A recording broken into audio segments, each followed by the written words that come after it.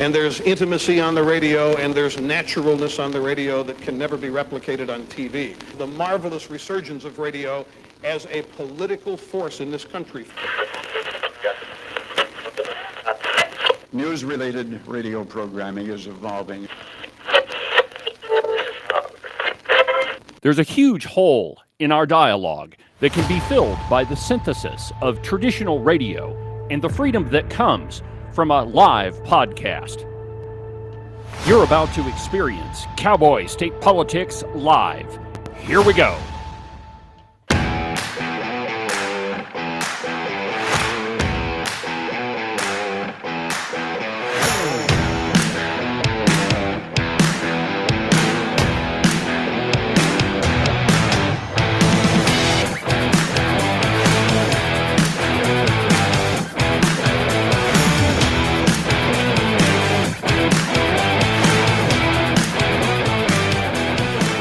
Good morning, my friends, and welcome to another fantastic installment from very high above all the puerile, bombastic twits in the Wyoming mainstream media. This is Cowboy State Politics.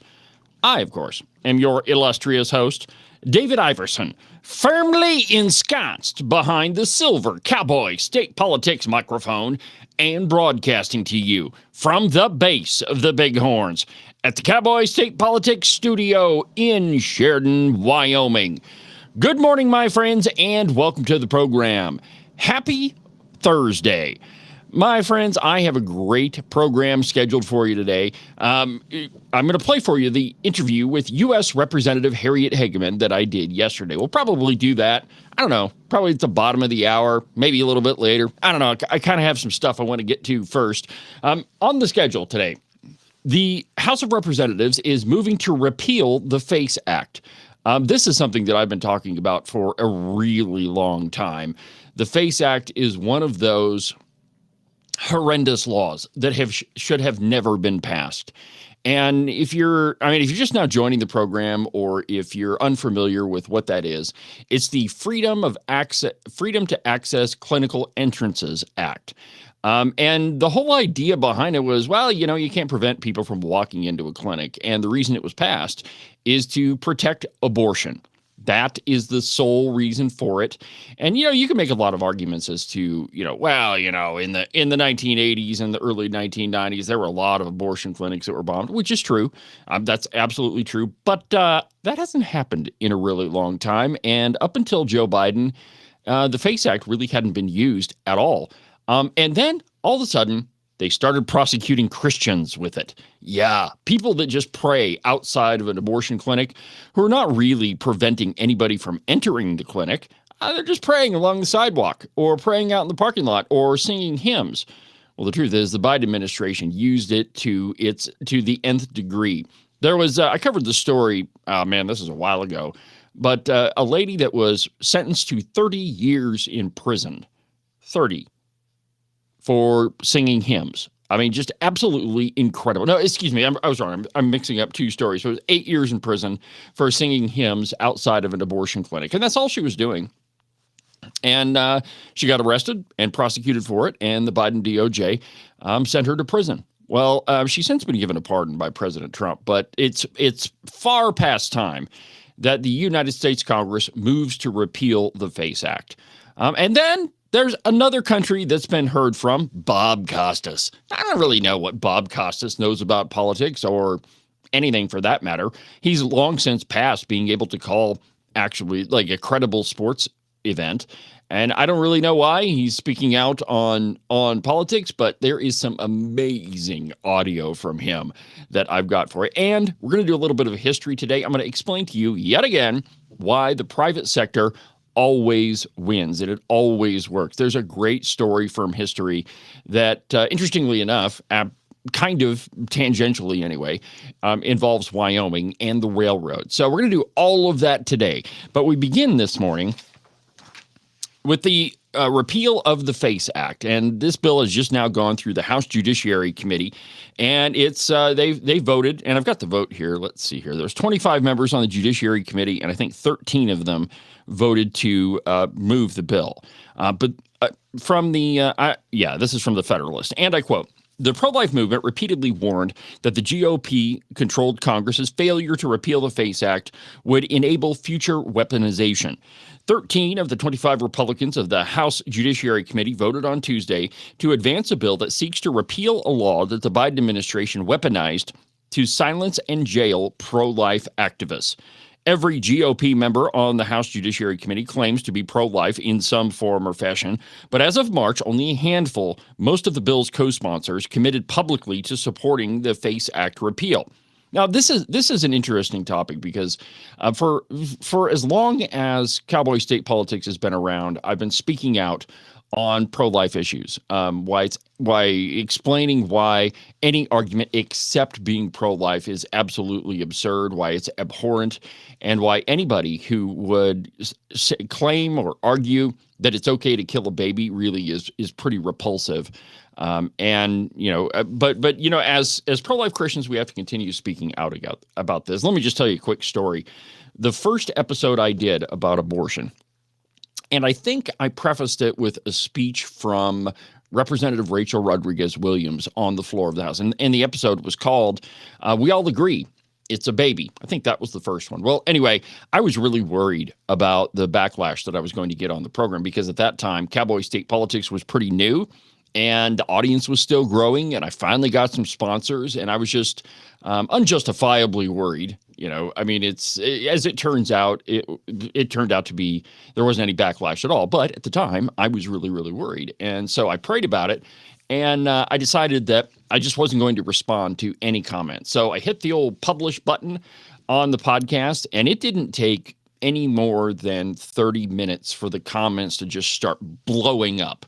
I mean, all the nastiest thing that you could possibly imagine, the least of which was probably, how dare you presume to talk about women's health because, you're a man. And at the time, I wasn't married, and I don't have any children of my own. So, how dare I talk about abortion? And how dare I defend the unborn?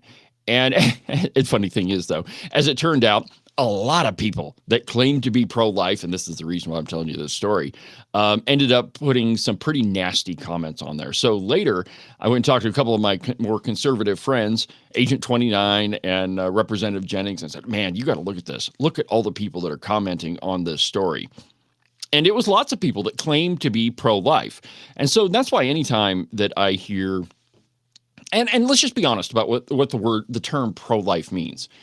It means that you believe that every baby is precious from the moment of conception until the moment of natural death, that we don't have a right to decide which innocent person is going to be killed.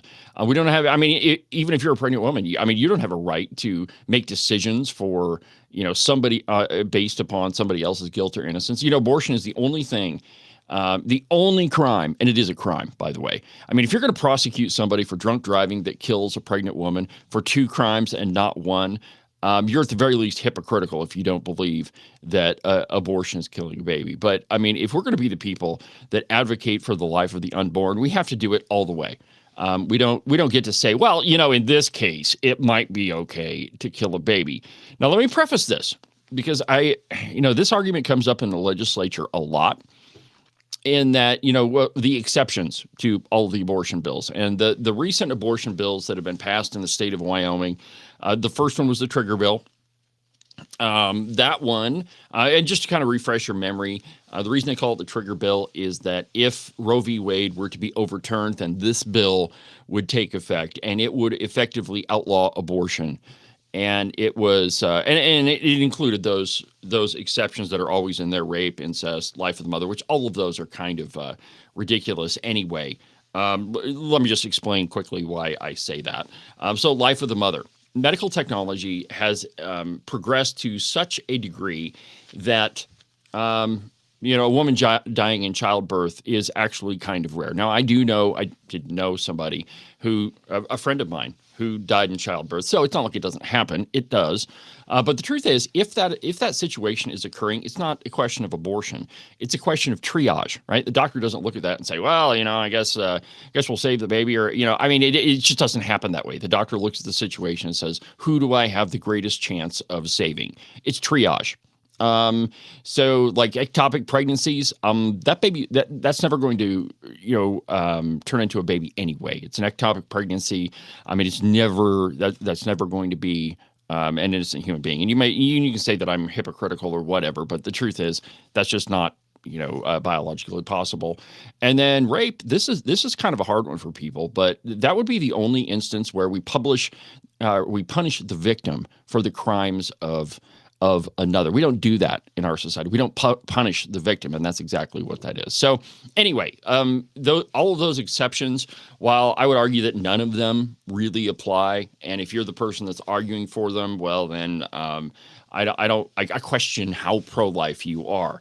But anyway, I always say that conservatives, we need to be okay with incrementalism, and we have to understand the political reality of where we're at. And when it comes to abortion, I just don't know that right now we're at a place in our society where we can just completely outlaw it. We want to, we should take every opportunity we can to outlaw abortion. But at some point, we have to understand the political reality. And Democrats have been using incrementalism for a long time, and we on the right need to do that too.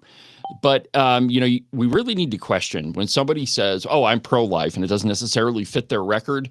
Well, we need to examine that. And I mean, that's a long tangent, a long way around to explain what I was talking about. But the point is, when I see statements like they claim to be pro-life in some form or fashion, you're either pro-life or you're not. It's like being pregnant. You can't be kind of pregnant. I mean, you either are or you aren't. So you're either pro-life or you're not. If you're going to argue that it's okay to kill a baby in some instances, well, you may as well be arguing that it's okay all the time, because that's just hypocrisy at the highest level. But anyway, let's get back to the article. I'll put my soapbox away for a little bit. Anyway, it says every GOP member of the House Judiciary Committee claims to be every one of them that claim to be pro-life in some form or fashion. But as of March, only a handful, most of the bill's co-sponsors, commit publicly to support the FACE Act repeal.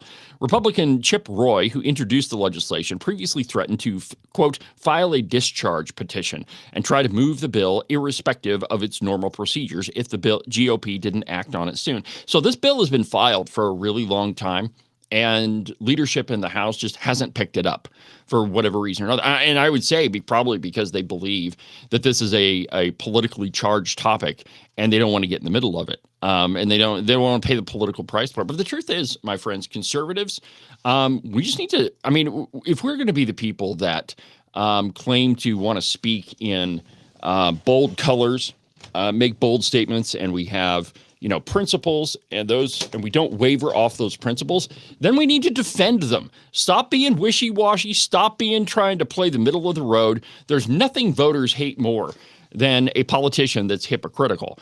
And this is one of those issues where I believe that we have to take a stand. That we don't get to sit on the middle of the fence. And by the way, the only thing that remains in the middle of the road for very long anyway is the yellow line and roadkill. Other than that, you don't get to sit in the middle of the road for very long. And this is one of those issues. And it's okay for your voters to disagree with you as long as you make the argument, right? You say, look, this is what I believe. And if you don't like it, vote for somebody else. We can agree on all these other things, but I'm not going to sacrifice my principles. Voters will act with people that have principles, as opposed to just playing politics. And too often, politicians, even on our side, we slip into this mode of playing politics. Well, what are the optics on this? It might be good or bad, or we can't really argue for that because it's going to look really bad. Ridiculous. Stick with your principles and don't waver off of them.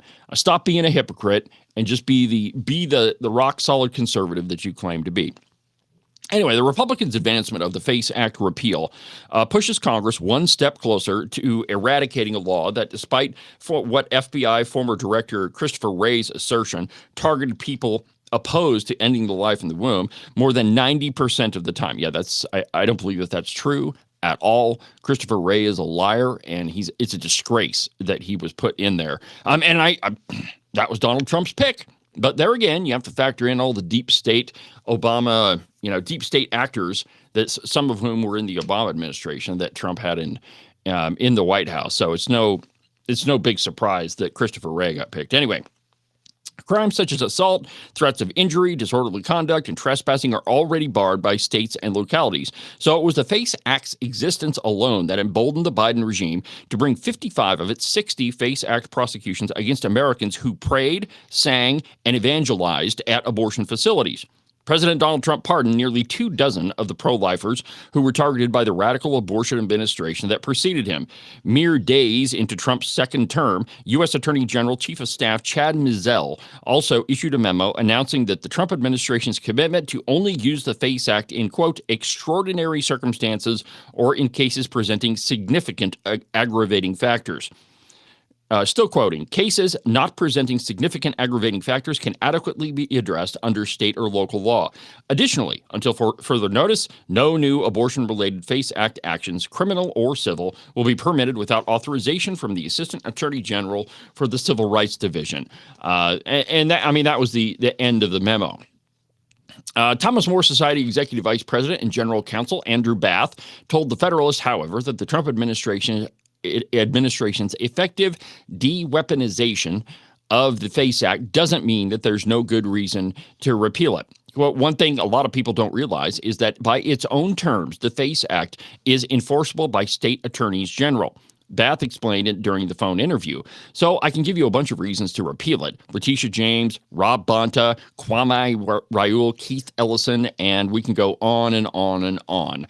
But discussing radical attorneys general that would use the FACE Act to prosecute Christians. Already, New York Attorney General Letitia James targeted Red Rose Rescue sidewalk counselors, using both the FACE Act and the New York Clinic Access Act, a state-level equivalent to the federal statute. A U.S. district judge eventually rejected the attempt to ban the pro-lifers from exercising their First Amendment rights, but his ruling did not necessarily disqualify a future case from arising. The pro-life movement has repeatedly noted that the Republican-controlled Congress's failure to repeal the FACE Act would enable future administrations to replicate the Biden DOJ's abuse of power by charging and imprisoning people who are committed to protecting life beginning at conception. So, the FACE Act, and it doesn't really matter which side of the abortion issue you're on. The FACE Act is an assault on the First Amendment. Now, this is going back to a story I discussed yesterday on the broadcast, and I've got another one here, too, about attacks on the First Amendment. But that's essentially what – and the FACE Act does two things. One, it's an attack on free speech, and second, it's a pro-abortion type of bill. The reason why it's an attack on free speech is you have the right to practice your religion anywhere that you wish. You have the freedom of speech. You have the freedom to believe what you want and practice without encumbrances from the government. And if you're now there is one little wrinkle here. If you're protesting on private property, well, that's a different matter entirely. The private property owner absolutely has a right to tell you to move off his property, or her property, as the case may be, and protest elsewhere. But if it's not on private property, well, then you have absolutely the right to protest wherever you want. Now, you don't have the right to infringe on what other people want to do when they're exercising their right. Your rights end where another's begin. But if it's public property, you can practice your religion anywhere you want. You can pray, you can sing hymns, you can chant, whatever you want. So the FACE Act absolutely has been used as an attack on the First Amendment. And secondly, it's an attack on life of the unborn. And so, it's absolutely incredible. It's great that the House is moving to repeal the FACE Act. It's long overdue, and I'm really glad that they're doing that. Now, if you haven't noticed, the Democrats are struggling to come up with a message that is going to resonate with voters. It's this LA riot thing has really spun them, pushed them into a tailspin. And it's, here's the thing, man, you spend you spend a whole bunch of years advocating for protesters and saying they're mostly peaceful protests, like I played for yesterday. In fact, you know what? Let me play that for you again. But if you remember, during the George Floyd riots and the BLM riots and all of that, the only thing that we heard from the news media is that, they're peaceful protests. Absolutely. I mean, they're mostly peaceful, and in the background, buildings are burning and cars are burning and you can hear fireworks going off. But the truth is that none of these protests are peaceful. And, American citizens, they're tired of dealing with this bullcrap from the media, and rightfully so. I mean, the media is starting to toe the line with a lot of these things because they know that they don't have an administration that's going to back them up on it. But here's that montage that I played for you. I guess it was yesterday, the mostly peaceful protests. So listen to this, and then we'll continue. And if a few people were doing that, I've not heard of anybody being shot. I've not heard of anybody being killed. I've not heard of anybody being beaten. So I don't know what all this so-called violence is all about. Most of the afternoon and evening, demonstrations have been going on right outside the Federal Detention Center. Most of those demonstrators were very peaceful. They were chanting, they were shouting. Most people we've seen most of the evening have demonstrated peacefully, but again, there are some people who are more hardcore about what they're doing out here. A fairly peaceful protest until just a few minutes ago. Law enforcement officers try to bring under control these elements that have become an offshoot of what was a peaceful protest and demonstration. Chaos has taken place after an otherwise peaceful demonstration earlier in the afternoon. Many in the crowd have been demonstrating peacefully, but tonight there are still people setting off fireworks. If you move law enforcement in there in the wrong way and turn what is just a bunch of people having fun watching cars burn into a massive confrontation. These groups come in, they have nothing to do with these peaceful protesters, these poor peaceful protesters. These guys come in to take advantage of these moments, and that's exactly what we knew would happen. That's exactly what Trump knew was going to happen. That's exactly what his team knows. They helped create these conditions to inflame them. This is Donald Trump's mess. The reality is we see peaceful protests launching in Los Angeles. And again, any violence against police officers should not be accepted. Local authorities can handle that. But remember, a lot of these peaceful protests are being generated because the President of the United States is sowing chaos and confusion by arresting people who are showing up for their immigration. All right. I can't take it anymore. So the media, I mean, they have been on this, I don't know, crusade to call anything the protester does mostly peaceful. But the Democrats, they're kind of struggling now to find a message as to, what to call it. From the New York Post, Democrats smearing Trump as authoritarian were oddly quiet over Joe Biden's strong-arm diktats. So again, the hypocrisy, and I quote, the left's attempts to brand Donald Trump deportations and his response to Los Angeles riots as authoritarian would be downright comical if they weren't so dangerous. Trump's actions are purely authoritarian, insists Jeff Merkley, the Boston mayor, and Boston Mayor Michelle Wu decries the secret police tactics, while ex-Veep Kamala Harris claims that deploying the National Guard is all about stoking fear. I mean, it's absolutely incredible, my friends. And it's kind of like the Democrats slipping into their old messaging. When you have something that you think has worked before, that the media picked up and ran with, and that you think that message resonated with people, well, it's an easy habit to slip back into it. And that's exactly what you're hearing from what you're seeing from from Democrats. So do Trump's ICE policies really make him an authoritarian? Now, you and I know that's an absolute no, right? The president absolutely has the authority to issue the orders that he is, to call up the National Guard, to protect federal buildings. He absolutely has that authority. But no such charges flew when President Joe Biden, quote, illegally ordered the private sector to make all of its workers get vaxxed during COVID. You didn't see the media jump up and protest. You didn't see them called Joe Biden a dictator, or when he openly defied the Supreme Court to extend the federal eviction moratorium, nor when Team Biden was caught using strong-arm tactics to censor speech that it didn't like, hence the FACE Act. Progressives saw no fascism in prosecutors using the courts to try to bankrupt and jail Donald Trump as he ran for re-election. That's not fascistic at all. But Democrats didn't say anything about it. Or when they sought to remove his name from the ballot. It happened in Colorado and across the country. It was radio silence, too, when the Biden Justice Department sent FBI agents to raid Mar-a-Lago. Nope, the media championed that. That no one is above the law. Remember that whole ball of wax?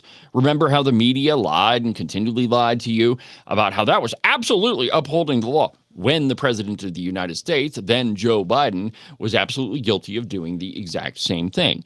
My friends, the hypocrisy of the media really does know no bounds, and neither do their allies in the Democrat Party. Well, since the media is no longer towing the line of all things Democrat.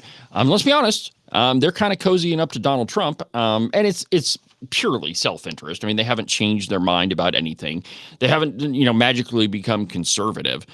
It's the Democrats just, purely acting purely on their own self-interest, their own preservation, if they will. I mean, the media can see that the Democrat message is not resonating with the American electorate. I mean, all of their ratings are down significantly. Conservative news outlets, our ratings are way up. It doesn't take a rocket science. I mean, Ray Charles could see that the reason behind it, and what the leftist media, CNN, PMSNBC, ABC, all of them, it's easy for their leadership to see exactly what they need to be doing. But the Democrats, they really are having a hard time figuring this out. Now, just listen to them. This is from a press briefing, I believe it was yesterday, but there's a couple of different, I think there's two different representatives trying to get some sort of narrative going about these protests.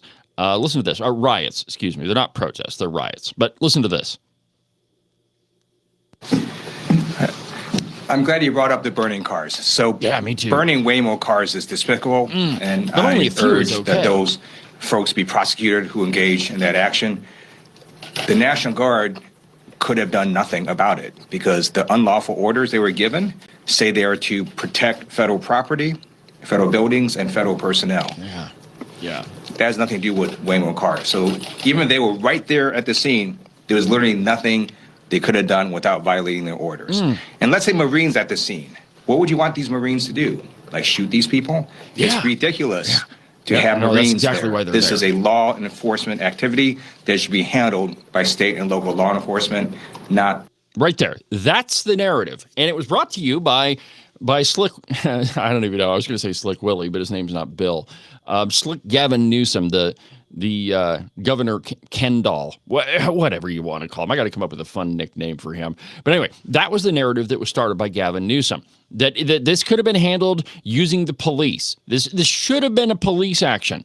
Okay, if that's true, why wasn't it handled by the police? Why weren't these riots shut down immediately by your super duper effective police department? Why did it take the president of the United States stepping in and sending troops to Los Angeles for the police department to finally decide to do something?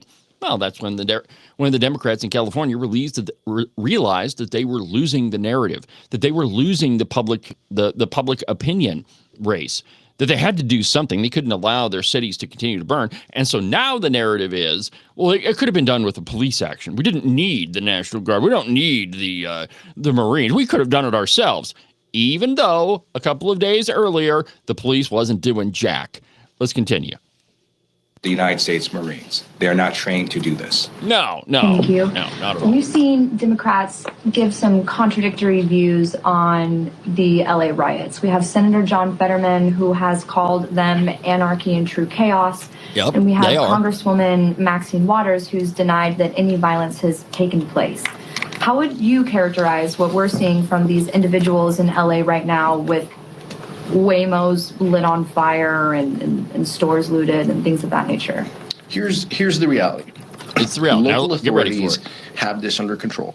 There are a couple square blocks where a police presence is needed. See, a police presence, not a military presence. A police presence might be needed. And that should be the focus of local law enforcement. What Donald Trump is doing is inflaming those tensions. But as the vice chair said, anyone who is lawless or loots or commits a crime should be punished. That is the House Democratic caucus position.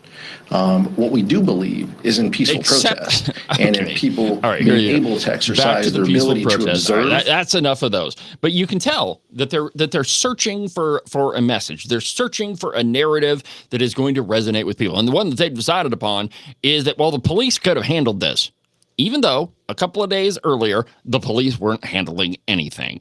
But this just shows you that the Democrat Party is grasping. They are trying to grab a hold of anything that even resembles a message that might resonate with American voters. But the truth is, the Democrat Party are losing voters across the board. Like almost every demographic is down. I mean, all the proof you need is that Trump gained in every single demographic that we measure, every single one of them. And now the Democrat Party is just flailing around trying to find a coherent message. The problem is they don't have anybody to carry that message. And just think about it, right? Before, I mean, a couple of years before, even when Biden, well, kind of when Biden was in office, though they were, their grasp on the media was starting to wane there too. But they always had Barack Obama. Right? He could step out and he could carry the message or carry it forward. But even he was losing influence. I mean, just look at his performance during the Democrat National Convention. He didn't really get the rousing applause that he did in years prior. What about Bill Clinton? Anytime the Democrats were in trouble, they could trot out Bill Clinton and he could soothe things over. But even he, with all of his controversies, he doesn't really have that much influence either. So who do the Democrats have now? AOC, I don't know, Nancy Pelosi, she's like 500 years old and is going to retire or die in office pretty quick. I mean, one of those has got to happen. But who do the Democrats have to carry that message? They don't have anybody that they can trot out on stage and try to sway voters. And so they're left with, some of their underlings, some, members of Congress to come out and try to find the message that is resonating. I mean, it really is a giant fishing trip. But I mean, there's lots of examples of it. And in fact, I mean, I've got one coming up that I'm going to save for it a little bit later on in the program, but it's Bob Costas. I don't know why you've got sports figures weighing in on politics, but it's not just Bob Costas, it's Stephen A. Smith. And I kind of like him. I don't think that his delivery is good. I don't think that he has a compelling message. I fall asleep every time I try to watch this program, but he is at least kind of a reasonable Democrat. So anyway, I mean, they are searching and grasping for somebody that can move the Democrat message forward to gain more voters and more notoriety. All right, well, we've come to the bottom of the hour. So let's go ahead and take a break. And when we come back, I'm going to play for you the interview with United States Representative Harriet Hageman. It's a good one. I got her to weigh in on the big, beautiful bill and all this craziness that's happening down in Los Angeles. I guess it's over in Los Angeles. Whatever. But we'll talk to Harriet when we come back.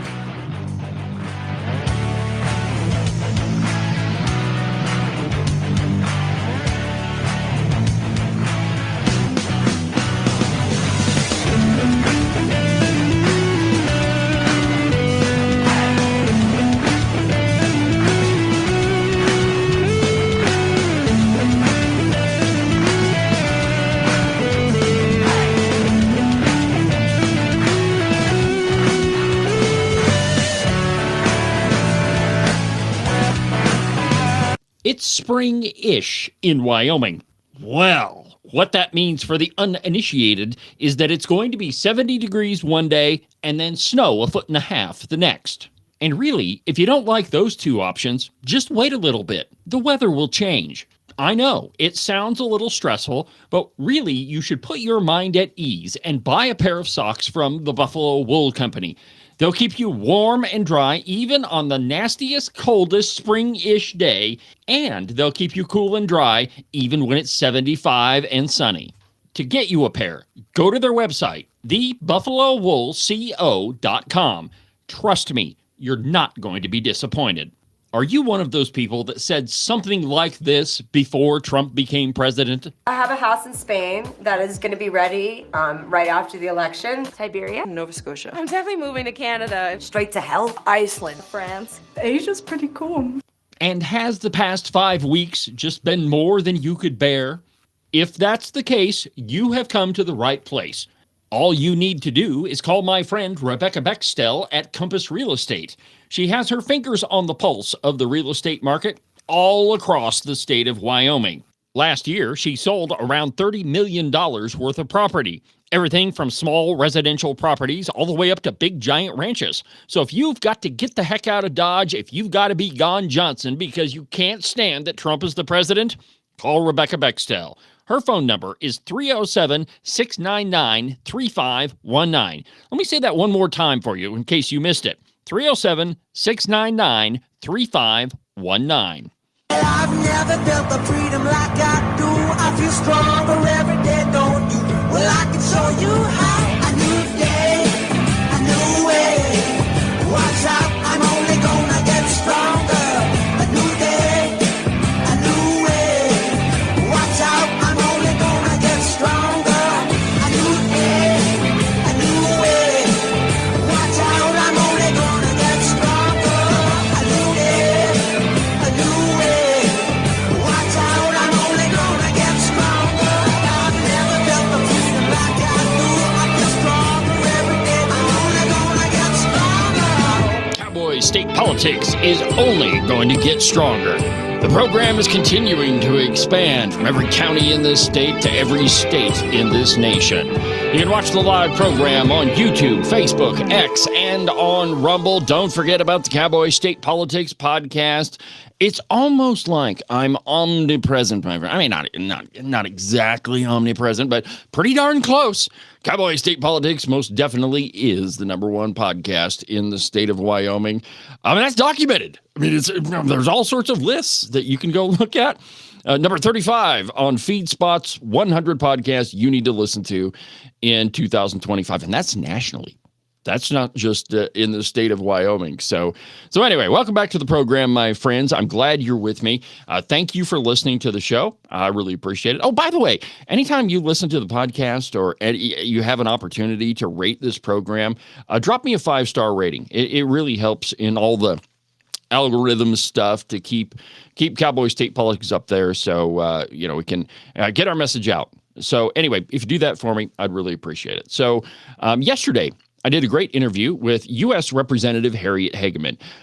It was kind of a quick one because we did it at 7:30. And of course, I'm on air with you at 8 o'clock. So it was kind of quick and dirty. But I think that she explains a lot of things that are misconceptions in the media. I asked her about the BBB, and she explained what's in it, what it does, and why a lot of the media sources are just outright lying to you, and also got her take on what's happening in LA. Now, the other thing, and Ken, if you're listening, my friend, I mean, if you're in committee or whatever, I mean, I don't know why you're there and not watching the show. I don't even know why you're not here producing this program. But anyway, you'll notice that the video quality is a little bit different during the interview, and that's because I recorded it on Zoom because I don't have my faithful producer here to record it like we normally do. So anyway, there's a little bit of difference in the video, but hey, man, I got to do what I can do while I'm here. You leave me to my own devices, and we just make do. So here is my interview with U.S. Representative Harriet Hageman. Joining me on the program once again is U.S. Representative Harriet Hageman. Harriet, welcome back to the program. Thanks for having me, David. Of course. Well, we've only got a few minutes this morning, but there are a number of things that are happening across the country that I think pretty much everybody ought to be really concerned about. Let's start with what's happening in LA. I think that's absolutely anarchy, but I wanted to get your take on it. Well, it's a form of anarchy, but what you also see is this is not organic. This is not grassroots. This is part of Antifa, which is the military arm of the Democrat Party, and it is this is what they were going to do. You know, I have thought that it was unusually quiet over the last 6 months in many ways, in light of the fact that you've got a faction in the Democrat Party and the leftists that are out there that absolutely despise Donald Trump, and the conservatives and Republicans. And so I expected, well, maybe they're going to try to disrupt the inauguration. Maybe they're going to do something after the election last November. They've been fairly quiet, and they've been gearing up. They've been getting ready to try to block the ability to do the immigration enforcement. And this is the hill they're willing to die on, I guess, that they're more concerned about and care more about criminal illegal aliens than they do making our cities safe and making our communities safe. Well, that's the amazing part of it. You know, it's at least during, and you know, I've been comparing this a little bit to what happened with the Rodney King riots back in the 90s. You know, at least with that, you know, I mean, there was some reason why people were rioting. This time, it's because we're protecting people who have broken our laws, and you know, it's absolutely incredible that there are public officials that are defending people their very first act in entering the country was to break our immigration laws. It's absolutely amazing to me. So, and then you look at the records of the people that they are attacking ICE over. You know, ICE really is attempting to focus, at least initially, on the criminal element. Illegal aliens that have come into the country, they've identified them, they've identified where they are. They're also getting other people in that are getting caught up in the process, other illegals that are getting caught up in the process. But they really have attempted to focus on the criminals who are among us and that are wreaking havoc on our country, really, both in terms of drug dealing and the crimes against children and against women. So it is stunning that they would do it, but I think it is a means to an end, which again is this is the conduit. This is the mechanism by which they're just going to go out and burn cars and create mayhem in these cities and try to stop Donald Trump from implementing his agenda.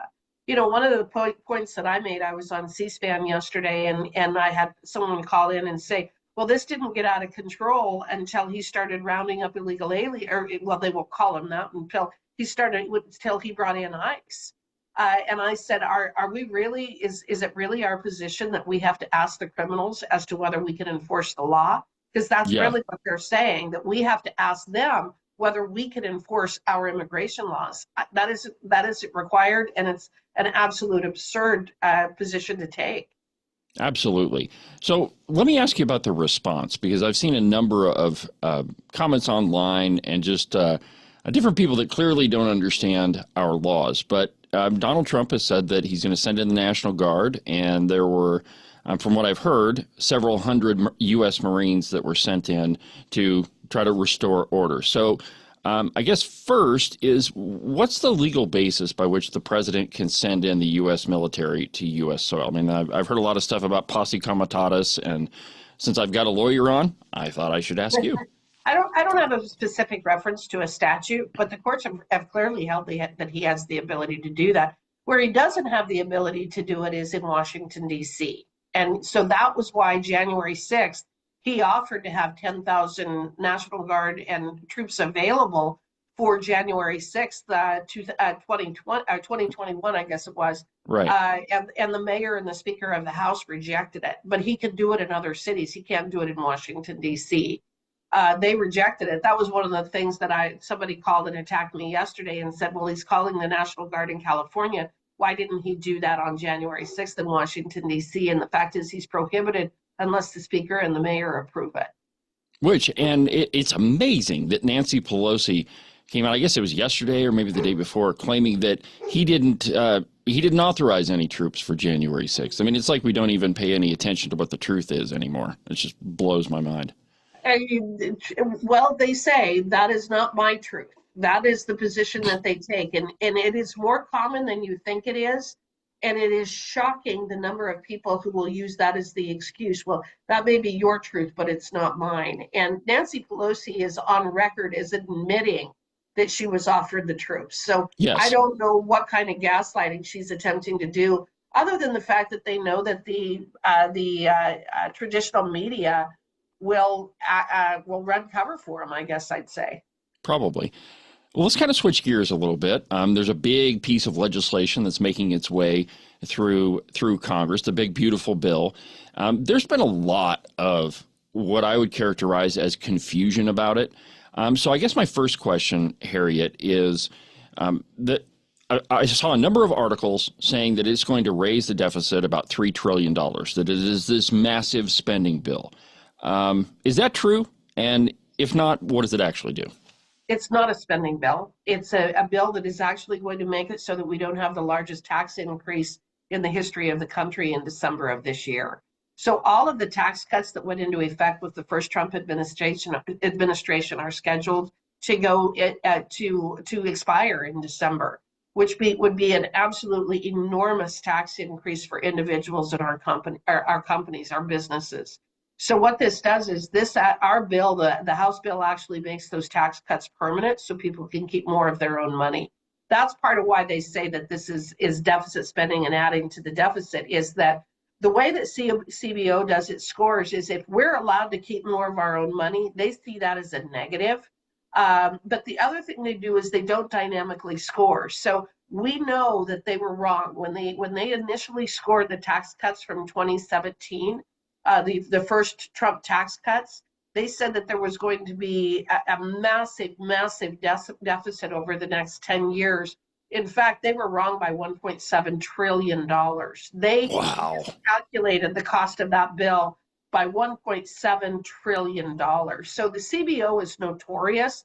One of the things that came out this week that I have found very interesting, and I've got to do more digging into this, but a watchdog group has done an analysis of the political affiliation of the CBO. Their tax team is 100% Democrat. They donate, and they actually are donate to Democrats, and they're registered Democrats. Many of the people in the CBO are actually former Democrat staffers. So what they do is they do not account for the fact that the economy will grow when people keep more of their own money, when we're not sending it and wasting it with the government. They have scored where we have cut funding for abortion providers in this bill. They've scored that is allegedly going to cost money. So we give, what is it, $500 million a year to Planned Parenthood. By saving that money, they claim that that's going to cost the Treasury more money. They have scored the Department of Education, close to $80 billion. They have scored that if we shut down the Department of Education, that it will cost the government more money. So that one of the things that they do, I have a bill that would require federal agencies to comply with the existing law. They scored that would cost millions of dollars for agencies to actually comply with a law that already exists. And one of my arguments is they shouldn't be scoring the current tax rates at all. They've been on the books for almost 10 years. They consider that new spending. So you need to take all of their numbers with a huge grain of salt, because they're not real numbers. They're fabricated numbers, and they're based upon assumptions that are not reality.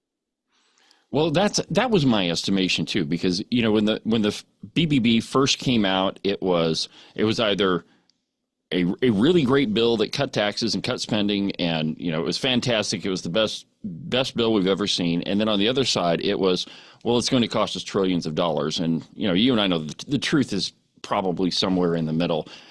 Another question I have for you on it is there are a number of other items in the big, beautiful bill that don't necessarily relate to spending or cutting the deficit. One of those is the piece about suppressors with the National Firearms Act. Could you just give me a quick list of some of the other things that are in the big, beautiful bill that aren't necessarily getting reported? Things like the NFA item?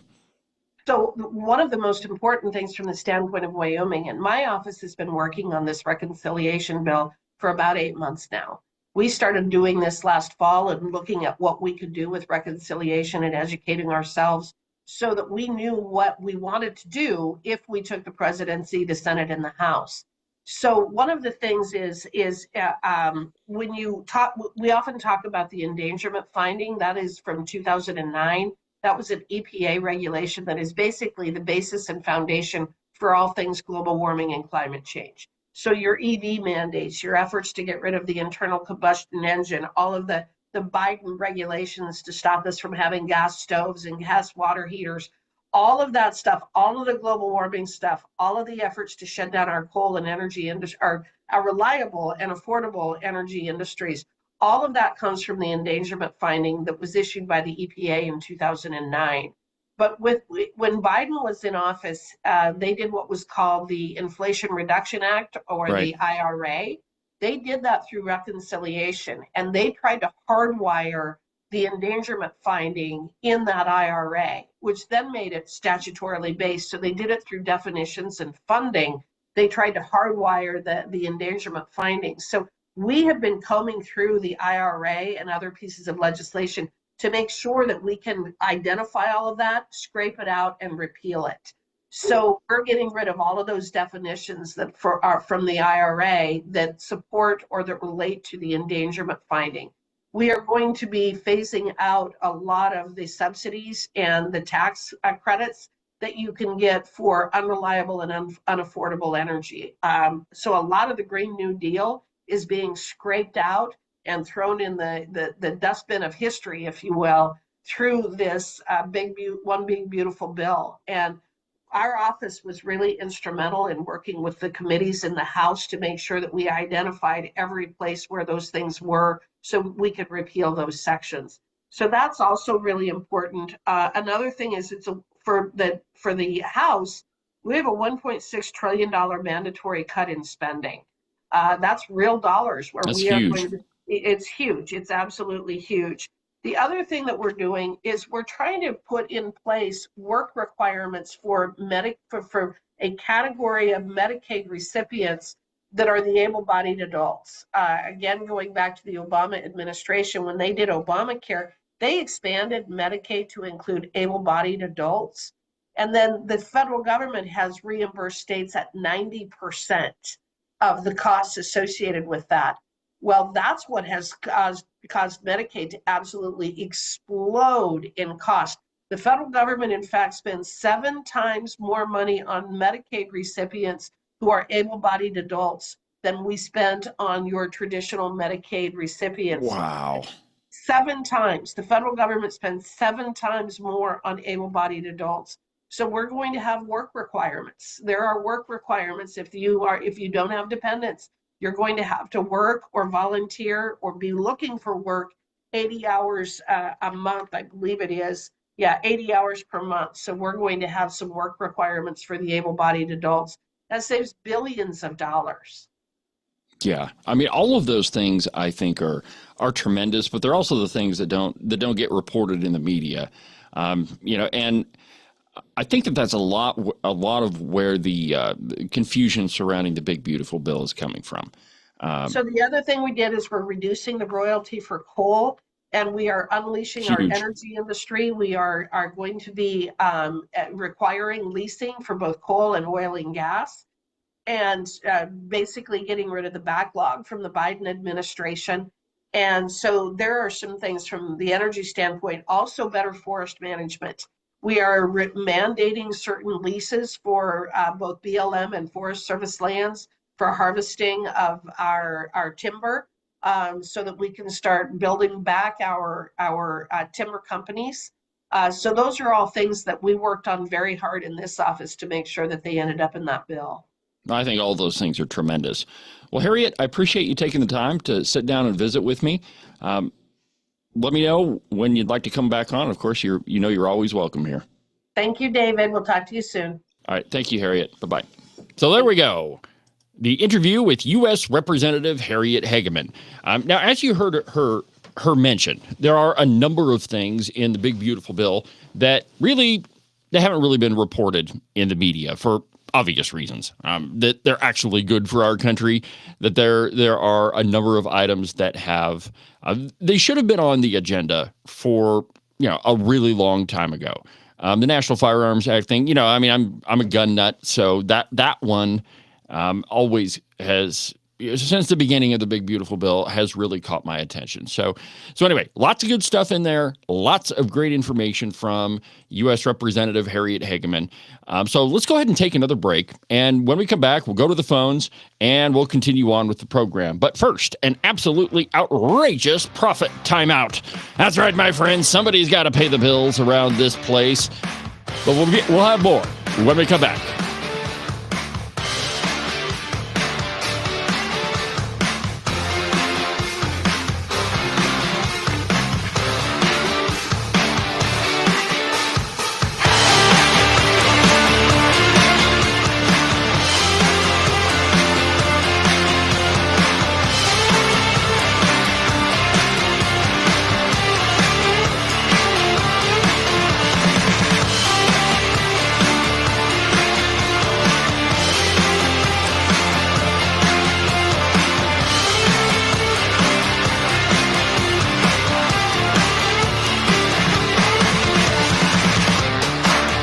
Here at U.S. Coin Capital, we hear from Americans across the United States who have a growing concern about the future purchasing power of U.S. paper money.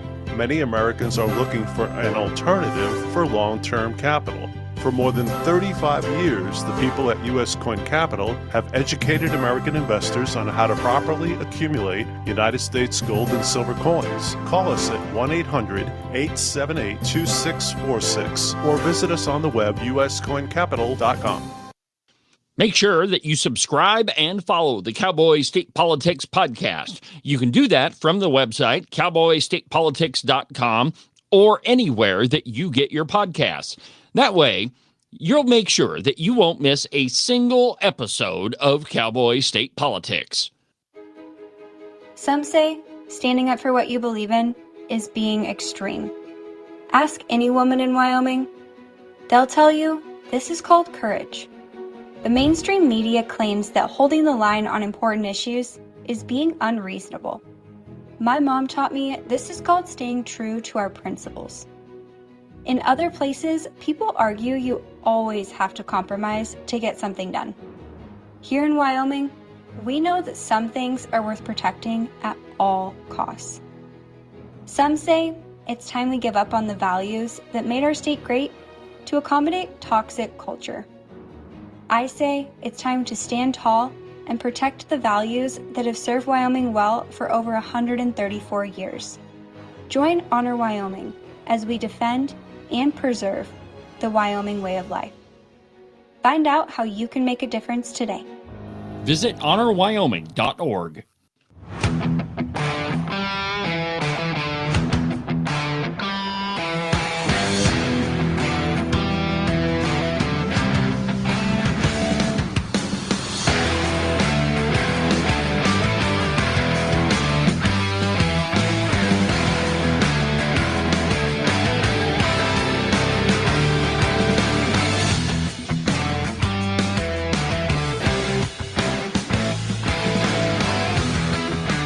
Welcome back to the program. David Iverson, Cowboy State Politics Live, documented to be almost always right 99% of the time. Yeah, I haven't run the numbers for a while. And honestly, I mean, you get to 99% of the time. I mean, why even work on the numbers anymore at all? I mean, it's you can't go much higher, but you know, you gotta make sure that you're staying consistent, and that's what we like to do here at Cowboy State Politics: show constant improvement and remain consistent at what we're doing. So, you know, earlier on in the program, I was telling you that the Democrats are having a hard time getting any sort of cohesive message together, and probably one of the reasons for that is well, they don't really have a lot of, a lot of messengers, really. Most of them, they have a hard time even speaking. For example, representative, or not even representative, but TV show host Al Sharpton. Check this out.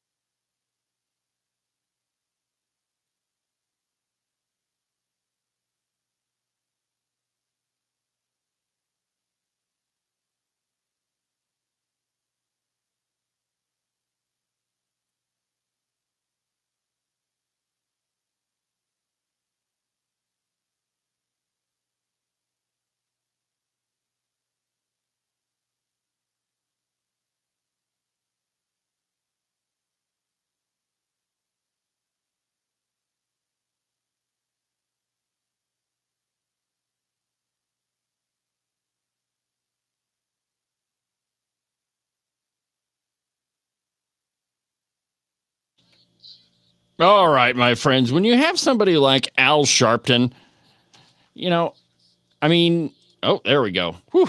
When you have somebody like Al Sharpton as your messenger, why should you expect that you're going to gain any ground whatsoever with any constituency? You're just not. Now, I don't really know if Al Sharpton still has a show on PMS NBC. The ratings are so crappy that I really don't think that it matters which terrible messenger they have. But there's a reason why the Democrats are having such a hard time, because I mentioned it earlier. They don't have anybody to come out and trot out the message. They don't have anybody on their back bench. They don't have anybody to lead the charge. Nobody wants to listen to Barack Obama or Slick Willie or any of them. And so they're just kind of left searching in the dark, grasping around, trying to find somebody that can carry a cohesive message. Now, they have even went so far as to get some figures in the sports world to try to carry their message. And the most recent one is Bob Costas. Wait until you listen to this. And I quote from the New York Post: Bob Costas rips mainstream media for doing MAGA media. There really isn't two sides, is what he says. While accepting a leadership award, famed sportscaster Bob Costas slammed the mainstream media for bowing to President Trump during his second term. Costas, attending the Mirror Awards in New York City on Monday night, singled out ABC News and CBS News for rolling over after Trump sued both networks. In a long-winded speech that covered his career in broadcasting and the state of the media business, Costas criticized ABC parent Disney for paying $15 million to settle a defamation lawsuit against the network over star George Stephanopoulos, saying Trump was found guilty of raping E. Jean Carroll. A New York court found Trump guilty of sexual assault. Well, in a civil trial, you're not guilty, you're liable or not. Anyway, not rape. For sexual assault, not rape. A key legal difference in the civil case. Trump has denied wrongdoing in that case. Now, quote, all they should have said was George misspoke. The president, that paragon of virtue, was only found guilty of sexual assault, not rape. So we stand corrected, Costas said of the decision to settle. They didn't have to pay a $15 million ransom. Now, the New York Post, had previously reported that Stephanopoulos has been told repeatedly by producers not to use the word rape, but he ignored the warnings. Costas then turned to CBS parent Paramount Global, which is controlled by Sherry Redstone, over its attempt to settle another Trump suit over the allegedly biased editing of a 60-minute sit-down, then with Vice President Kamala Harris. Now, this is the New York Post, who, generally speaking, is largely conservative, but even they are saying that the 60 Minutes interview with Kamala Harris was allegedly edited. It wasn't allegedly edited. There was two different versions, and they switched them up to make Kamala Harris sound better. But anyway, here is what their new messenger, or their new desired messenger, or maybe they don't even know if they want Bob Costas to be their messenger. But here's what he had to say. Listen to this. Now, this is after his appearance, but pretty much the same stuff. Listen to this. This is Bob Costas. Yes, absolutely. He is by far the most disgraceful figure in modern presidential history. He's only become more disgraceful since 2016 and since 2020. He is a bubbling cauldron of loathsome traits, and it's only those who are actually suffering from Trump derangement syndrome, which is the way they and Fox News and all the rest of MAGA media try to brush aside all the legitimate criticisms of Trump. You have to be in the throes of some sort of toxic delusion, in a toxic cult, to believe that Donald Trump has ever been, in any sense, emotionally, psychologically, intellectually, or ethically fit to be president of the United States. But his supporters are locked in on that. There is no cult of Joe Biden. Just let me finish this thought, Michael. Okay, all right, enough of Bob Costas. But a perfect example of somebody that doesn't need to be anywhere near a microphone anymore. I mean, I'll admit that Bob Costas was an okay sports broadcaster at one time. I mean, there are lots of games of different varieties that I've watched where he was, broadcasting, and I didn't think it was that bad. But once he steps foot into politics, he really doesn't know what he's talking about. And he's only making things worse for the media and worse for the Democrat Party. Here's why. American voters are sick and tired of the hyperbolic rhetoric. Trump is a fascist. Trump is a Nazi. Trump is going to destroy the country. He's a threat to democracy.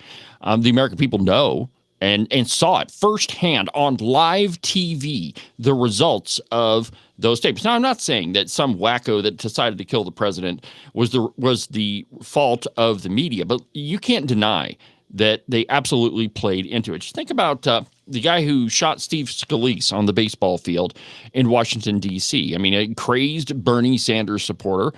But there are so many things that are happening on the left that are clearly inflamed by the Democrat left and the Democrat media.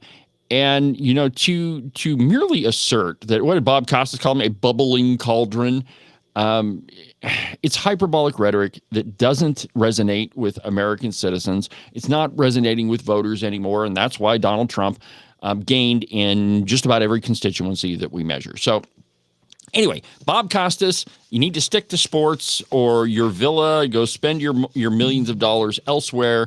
Stay the heck away from politics. But and just listen to this comment. Let me just read this one more time for you. Quote, and this is what he said at the dinner. It's not what you heard in the soundbite. Quote, but if the answer is that MAGA media, if the answer to that is Donald Trump's view of the world, which is only through a prism of what benefits him, there are no higher ideals. There are no principles at work other than what benefits him. I'll stay where we are without correction if the correction is what Donald Trump represents. If someone says, and the idea that you have to find somebody who will not just defend Donald Trump, but valorize it, even on CNN or wherever else, just in the name of being balanced. Look, if someone is contending that the earth is flat in order to appear objective, you're not required to say, well, you know, maybe it's oblong. No, it's not, Costas said. Certainly things are just true. Yeah, you're right, Bob Costas. Some things are just true, but most of the things that come from the left and the Democrat-controlled media are not true.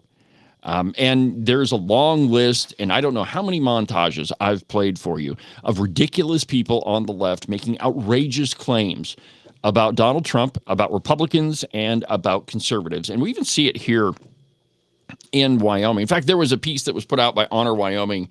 I don't know when it was put out, but I saw it yesterday, talking about the leftist media influences in the state. And one of those so-called fair and balanced independent media sources is Wyopile. Now, I've told you for a long time that Wyopile is neither fair and balanced, nor are they independent, and that they are funded by radical Democrats, including Liz Storr from Jackson, the person that I refer to as Wyoming's version of George Soros.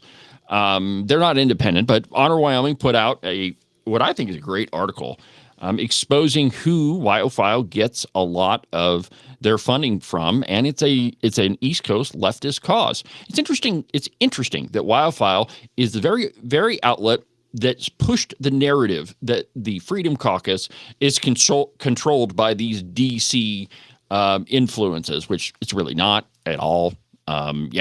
They do get some money from some other sources, but it's controlled right here. But that's not the narrative that worked for the media, and it's not the one that Wyopile put out, hypocritically so.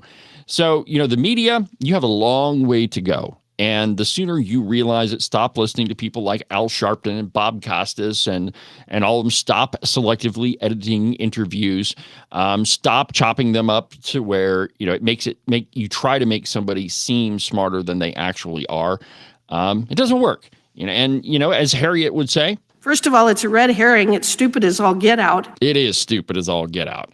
Well, anyway, my friends, enough with the lamestream leftist media in this country. Let's talk about some things that are actually happening. Hamas. Now, again, the media have been telling you that, well, you know, Hamas, they're really good. They're a good group of people.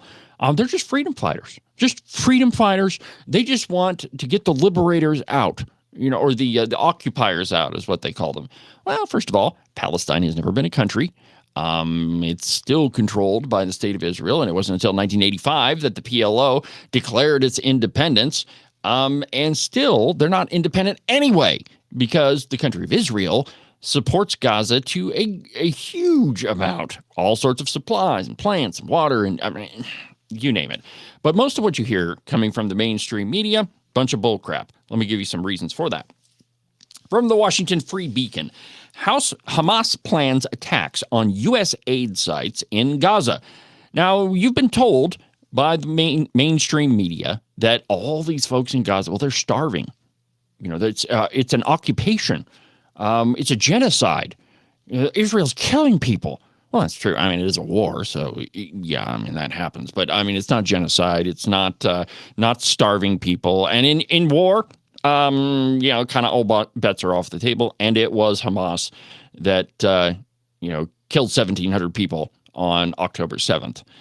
So yeah, they did start the war. But now there's U.S. aid sites. Something we've been told from the Democrat Party that we absolutely have to bring these poor Palestinians aid. They can't, without our aid, they're going to die. And I mean, it's genocide after all.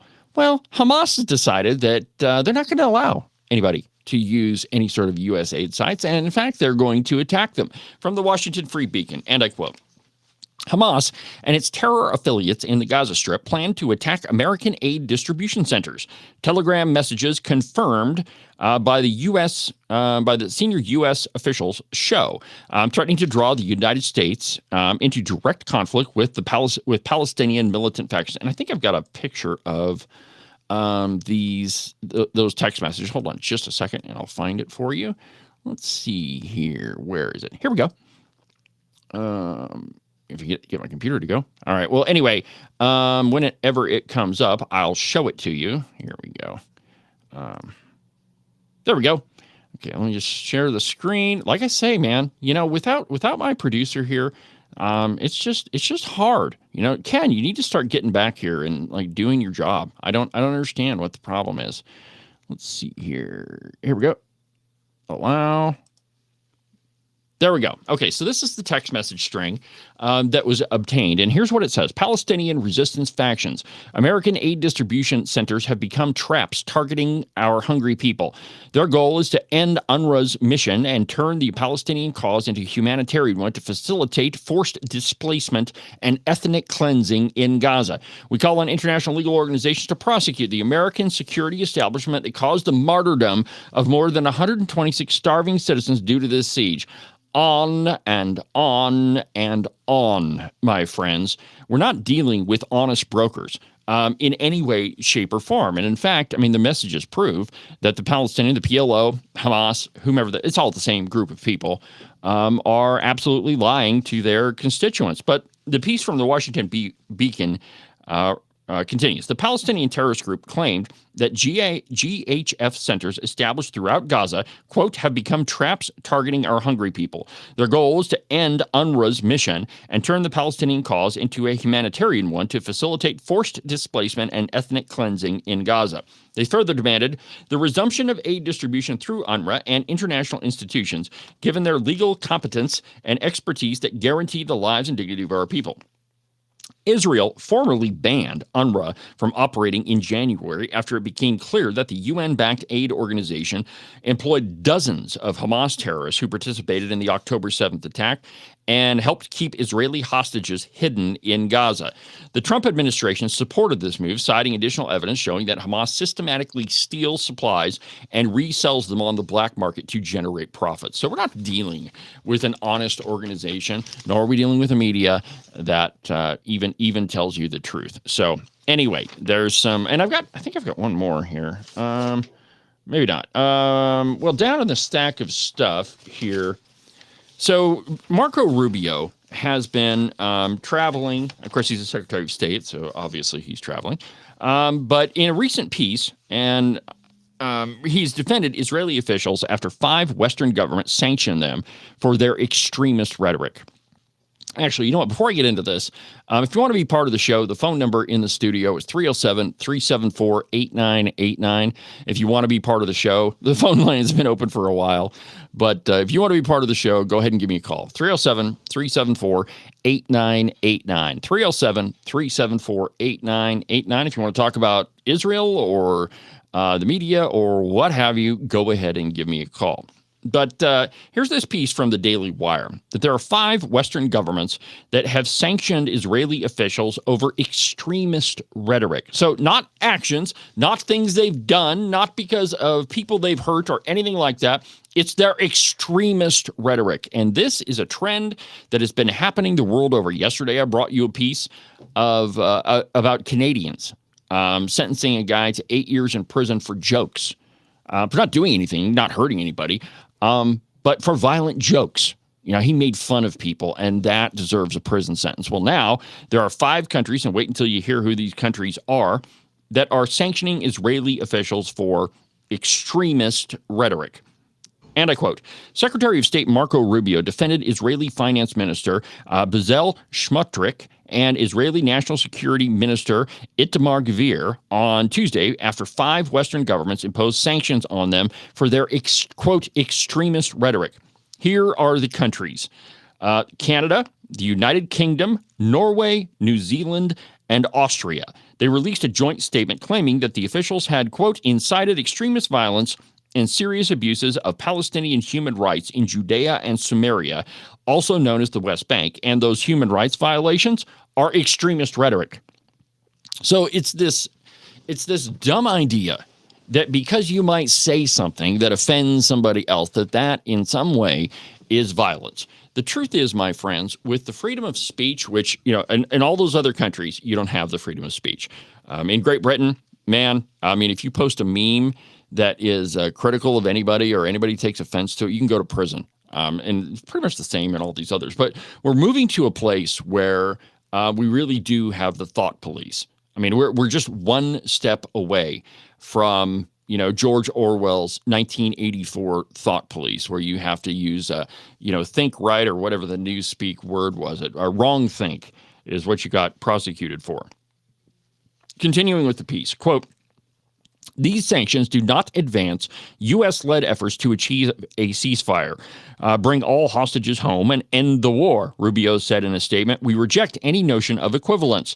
Hamas is a terrorist organization that committed unspeakable atrocities and continues to hold innocent civilians hostage and prevents the people of Gaza from living in peace. Rubio added that the U.S. urges the reversal of the sanctions and stands shoulder to shoulder with Israel. That's what we have to do. Israel is our closest ally. And, we've got to stand. And here's the other thing, right? We have to stand against these, what I consider anti-Semitic organizations. And it's just because you have extreme rhetoric, that doesn't mean that, that you've committed any violence or that you're, promoting any violence. The truth is, when it comes to the freedom of speech, the only right that you do have is to be offended. And that's it. If you don't have that right, you don't have any right to free speech at all. And, it's, anyway, so let's go ahead and go to the phones here. We haven't taken a call all programs, so let's do that. Welcome to Cowboy State Politics. You're on the air. Hey, great morning, Dave. Hey, how's it going, man? How are you? Hey, I'm doing pretty good. I'm doing really good. I shouldn't say pretty good. I had an aunt that used to say, when I'd say that, just good. And I'll never forget it for her. So what's on your mind, Jerry? Well, a little bit of everything you've talked about. Marco Rubio was the last.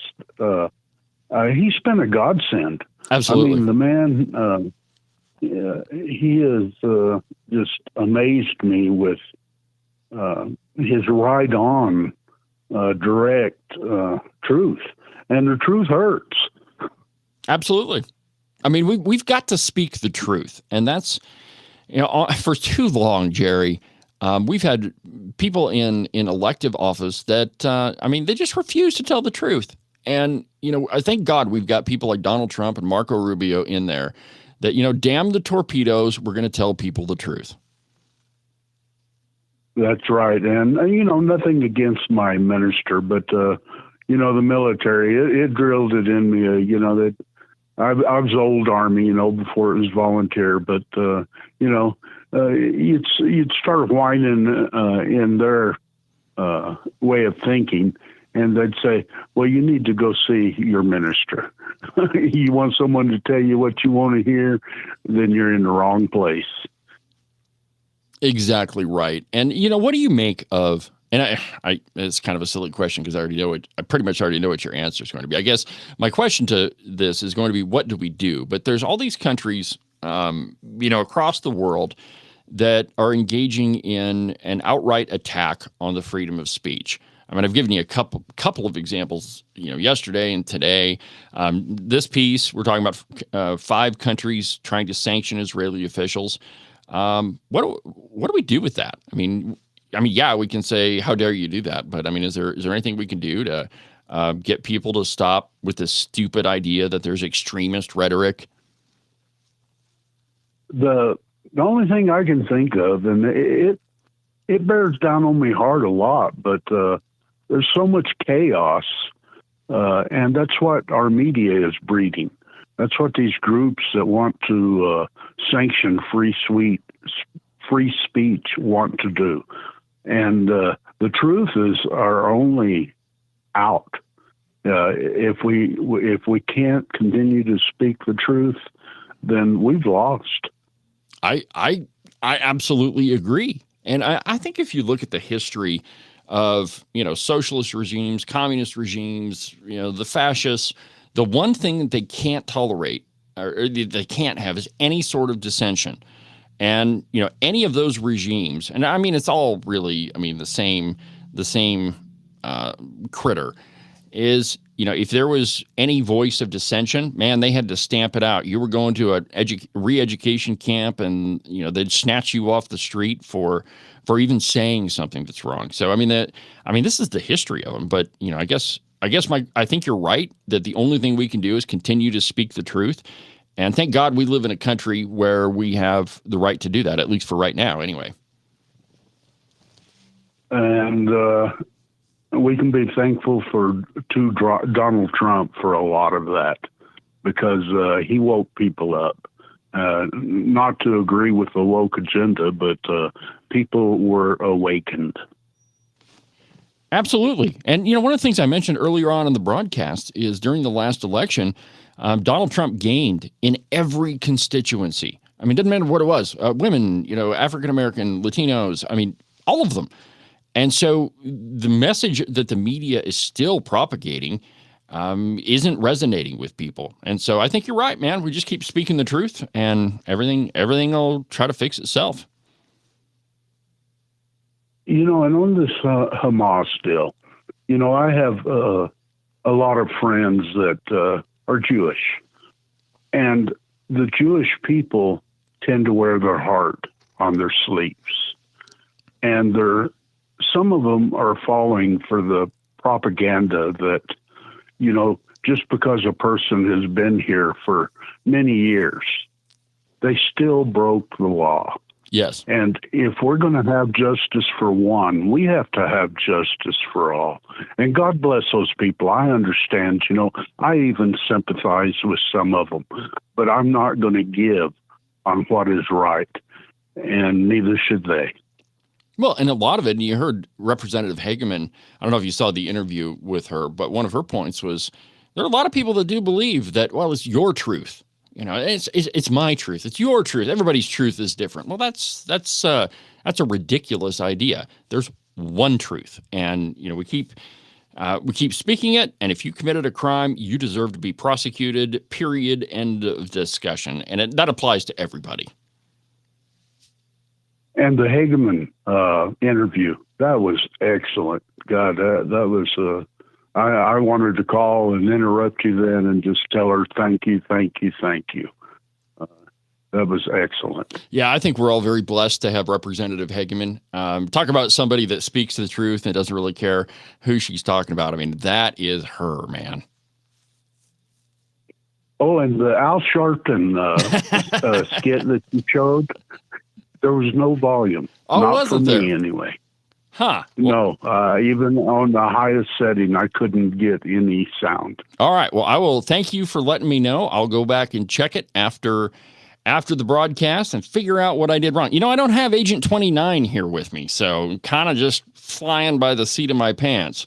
So anyway, Jerry, thanks for the call, my friend. You have a good afternoon. We'll talk again. All right. Thank you, and God bless our republic. Yes, sir.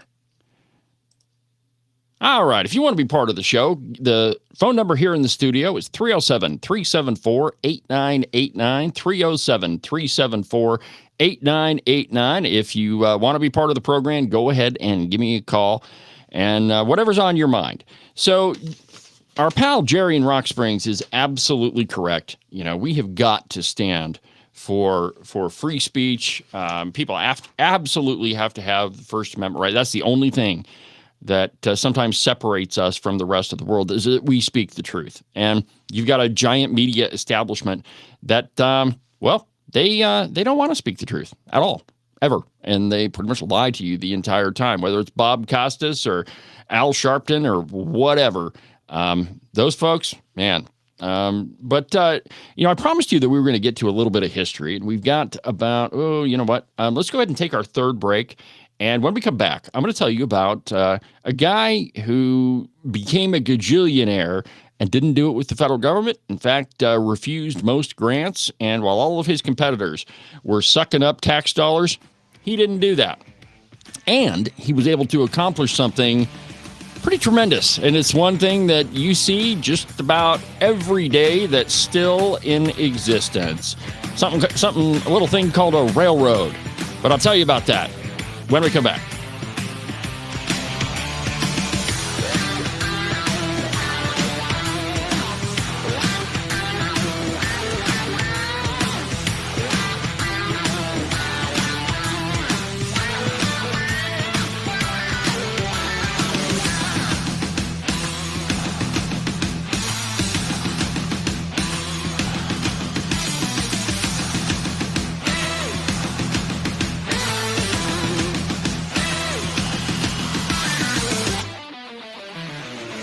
You are listening to Cowboy State Politics Live. You can listen to the program on YouTube, on Facebook, on X, on Rumble, pretty much everywhere. It's almost like I'm omnipresent. If you miss an episode of Cowboy State Politics Live, you can always go to the live replay, which is located at the website, cowboystatepolitics.com, under the live replay button. You can listen to Cowboy State Politics Live every Tuesday through Friday at 8 a.m. You can listen to the Cowboy State Politics podcast anywhere that you get your podcasts. iHeartRadio, iTunes, TuneIn, really any of them will work. But the easiest place is just to go to the website, cowboystatepolitics.com. There you can find all of the shows, as well as any of the articles that I might bring up during the course of a program. That way, if your name is Joe Biden and you can't remember if you had your pudding today, well, I probably can't help you with that, but I can definitely tell you why you should have never ran for president. And now, back to our program.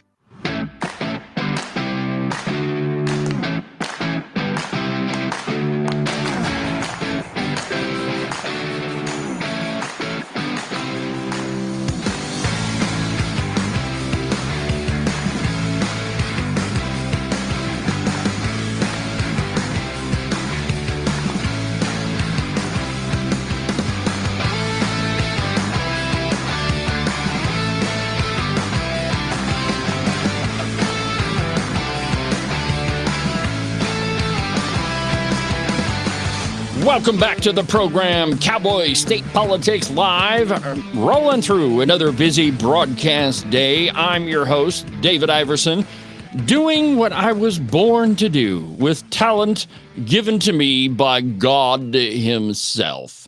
And doing it, by the way, far above the rest of the Wyoming media. A bit of breaking news on the program. We don't get to do that very often on the show, but President Donald Trump has posted to his Truth Social account, quote, "Our deal with China is done. Subject to final approval with President Xi and me, full magnets and any necessary rare earths will be supplied upfront by China. Likewise, we will provide to China what was agreed to, including Chinese students using our colleges and universities, which has always been good with me. We are getting a total of 55% tariffs. China is getting 10%. Relationship is excellent. Thank you for your attention to this matter." It looks like tariffs work.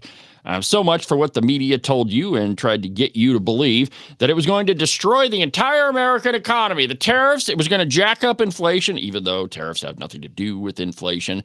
That was the narrative in the media. And, they're so used to thinking that they can tell you anything and you will lap it up like a dog at his dinner dish. And that's how they treat you. Well, the truth is they're wrong about a whole bunch of stuff. So, and it's just, this is one of those instances where you just have to forget about government. I mean, it's a lot of the people in the government are lying to you, or at least the ones that were in there before. And we've just got to focus on, our own, like doing our own thing, making sure that we're industrious and that we're, providing for our families and creating things. That's what drives the American economy is innovation and private investment and creating new things. Well, when I saw this story and it popped up in one of my daily emails, I get about 500 of them, but it's a story about James J. Hill. And if you don't know who he is, he was a railroad magnate. And this is a fascinating story. Actually, I think I saw this on Glenn Beck's site. So here's what the piece says. Quote, a hopeless boondoggle that's become the poster child for government waste. That is what you call Gavin Newsom's bullet train or high-speed rail or whatever. We spent billions and billions and billions of dollars, perhaps 100 billion. I don't even know how many billions of dollars. They're making me sound like Joe Biden. And it really hasn't made anything. There's only a few miles that have ever been constructed. And, Agent 29 and I talked about this. Oh, I think it was last week, how if you want a place where you can suck tax dollars, try to build a high-speed rail. That's what's happened in California. That's what the city of Cheyenne is trying to do. It's a perfect way to shovel tax dollars to all of your buddies. But the one in California is the poster child for government waste. Politicians just leaf-blowing your tax dollars into a black hole. Now, rewind to the late 1800s to a man named James J. Hill and his Great Northern Railroad, the polar opposite of California's embarrassment. His story is about American grit, private enterprise, and it's proof that when you keep the government's hands off of what you're doing, you can get real results. Now, picture this. It's the 1970s, and railroads are the arteries of America's growth. But most transcontinental lines, like the Union Pacific and the Central Pacific, are swimming in a sea of federal cash through massive loans and land grants. They would get up to 20 square miles of land per mile of track, plus loans of $16,000 to $48,000 per mile, depending on the terrain. Now, naturally, those railroads were bloated, mismanaged, and built as fast as possible to grab as much government subsidies as they possibly could. Now, since they got a pile of federal cash for every mile they completed, they often picked less efficient routes. Imagine that.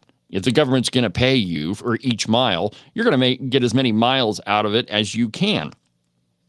The cheap and fast construction also meant that the tracks were in constant disrepair and had to be relaid.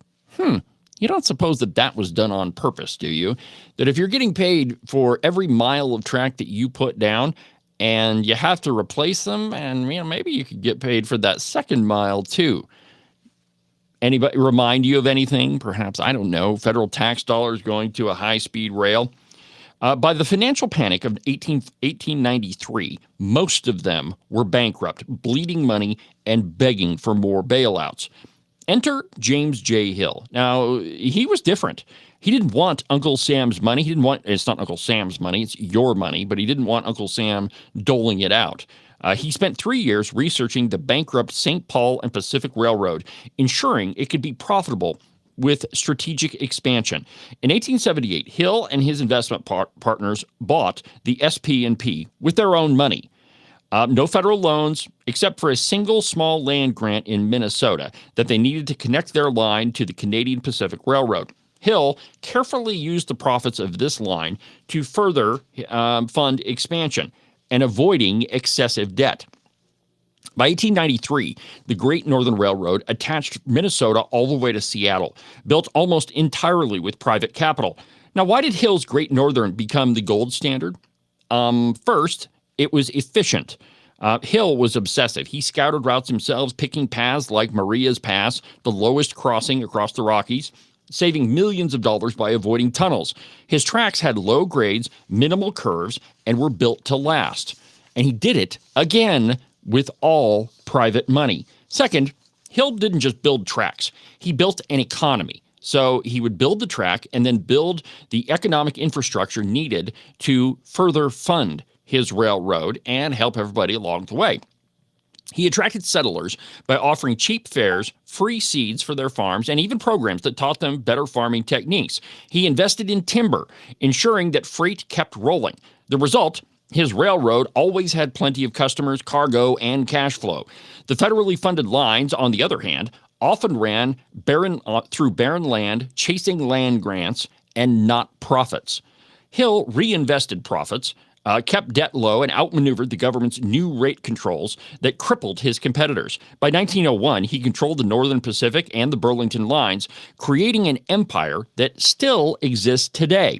Part of the merger in the 1990s that created the BNSF Railway.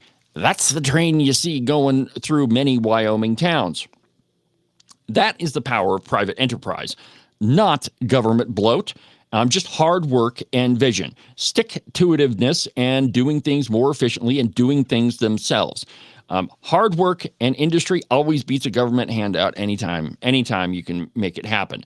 James J. Hill's Great Northern Railroad proves what happens when you let markets, not bureaucrats, drive progress.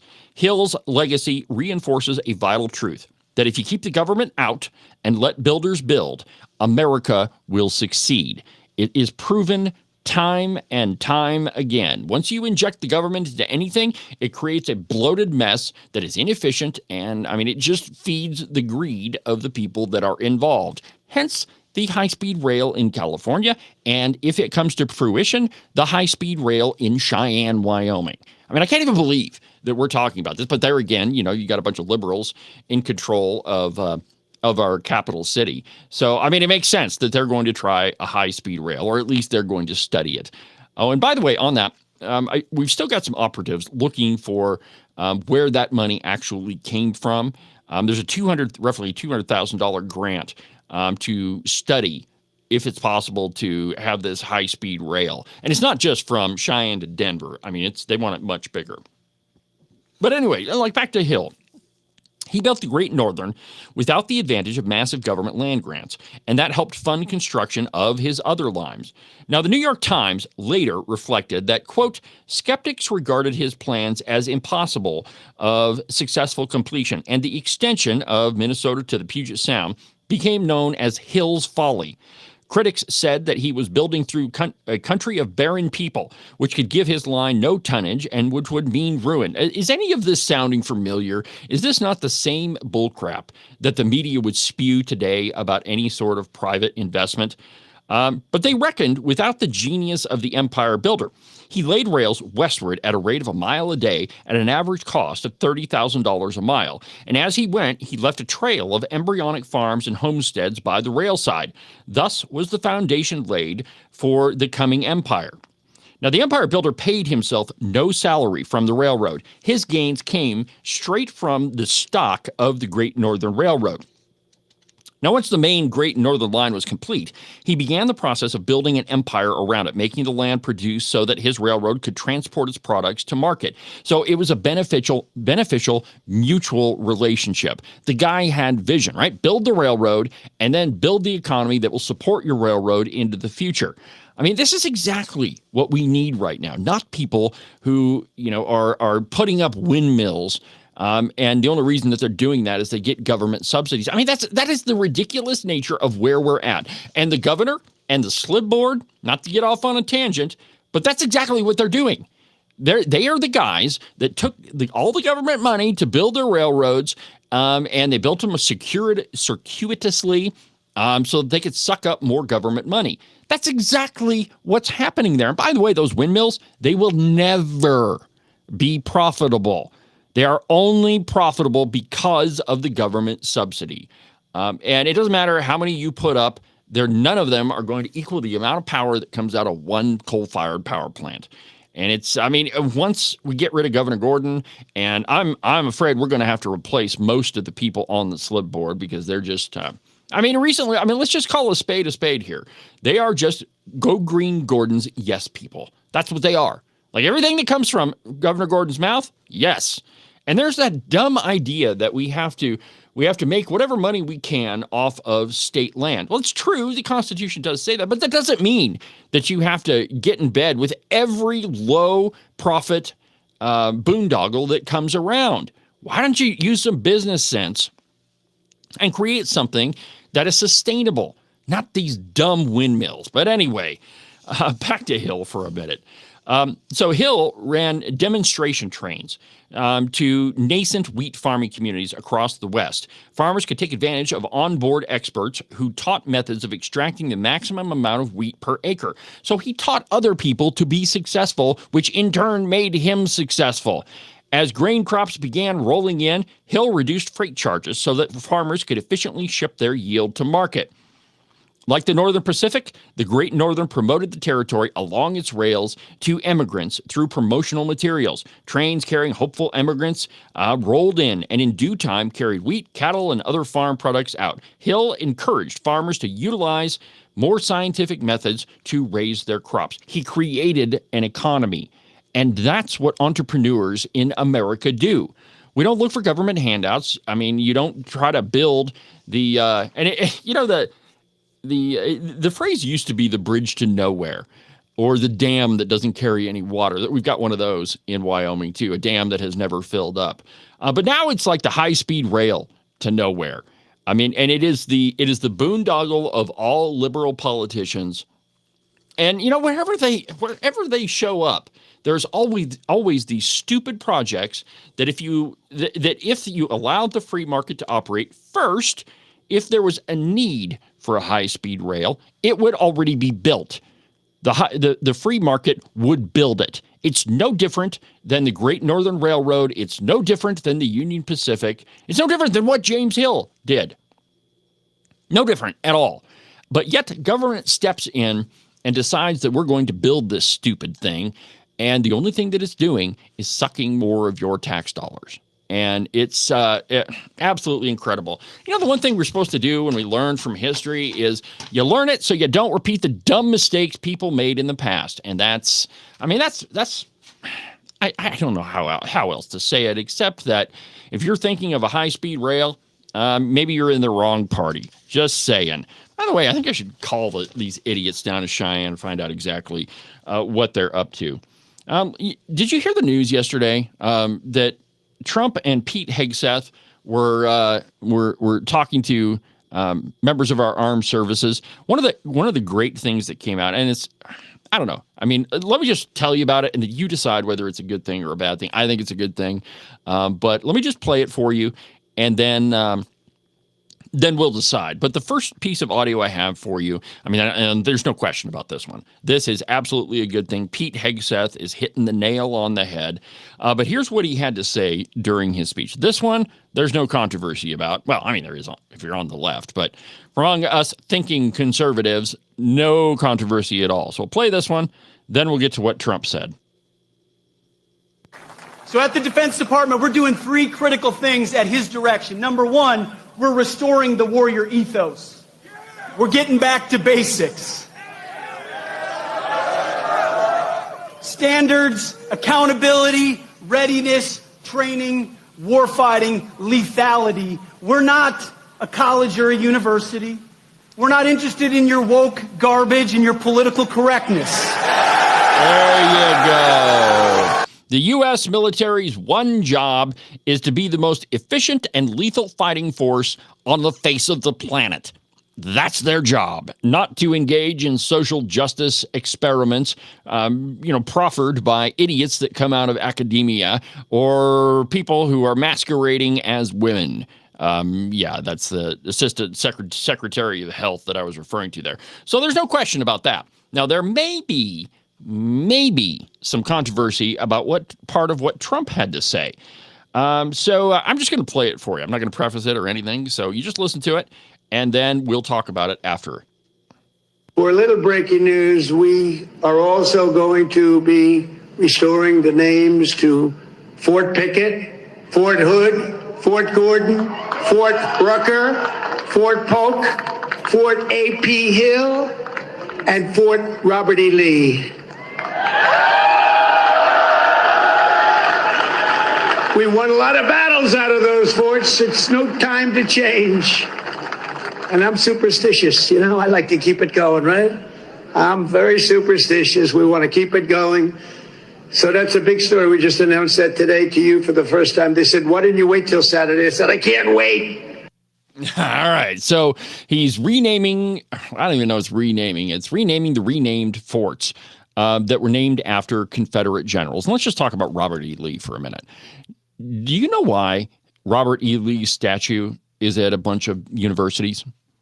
A whole bunch of universities, even universities in the North. Do you know why his statue is there?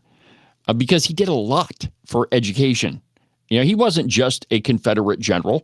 He was a prominent figure in the South who just happened to be one of the greatest generals that we've had.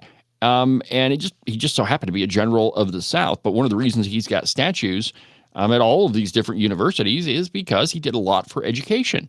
So just because somebody did something you disagree with does not mean that we should tear down a statue. You know, all of those forts that are named after great people, Confederate generals, and there I go saying what Trump got in trouble for. There are good people on both sides, which is totally taken out of context. But the point here is that we can't engage in revisionist history. That, you know, and there was another story that I read that I didn't print off, and right now I kind of wish I had, but it was in 1909. I think it was 1909, 1913, around there. Anyway, there was this giant, I guess I'll call it a convention, but a gathering of both soldiers from the North and soldiers from the South. It was billed as a way to come together, we're friends again, that sort of thing.